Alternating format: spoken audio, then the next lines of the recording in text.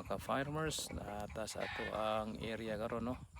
Ang atong activity nga gibuhat karon is napagyapon ta sa land preparation, wala pa ta nag-planting. Karon nga stage land preparation pa ta gikan sa nagpadaro ta ni, after dayon nagpatudling ta. After sa pagpatudling na tudling kani siya, dayon nag-apply dayon ta og pre-emergence nga herbicides no, kaning atrazine. Tingala sila nga anong applyan na ko og herbicides karon mga ka-farmers. Kani siya mga ka-farmers, ang ato ang ginakuan ani is kaning ingani nga klase kani mga gagmay nga mga kani siya nga mga sagbot. Mga gagmay nga mga sagbot mga ka-farmers. Mo na atong ginatirahan para dili magdungan og tubo. Kung ipagtanom nimo siya sa sa mais, dili siya mudungan og tubo ani niya. Kay paspas ni siya mo tubo.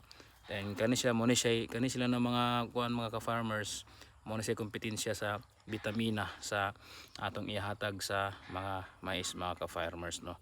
So tingala sila nga wala ko nagpa-spray ta nga dilimpyo man kay ang imong area. Di ba? Siya muna mga ka-farmers. Okay, so akong silingan mo ni siya, akong silingan sagbot kaya siya no, dito po sa pikas mo gihapon naghapon siya sagbot. So atong teknik ani mo ni pa-sprayhan gyud nato siya pre-emergence, bahala og wala pay siya magagmay gyud siya po ano mga ka-farmers, pero mga 3 to 4 days ani. Then tapos gwapo kayo ang panahon, sige ulan, dali ra gyud siya motubo mga ka-farmers. So mo na siya mga ka-farmers no.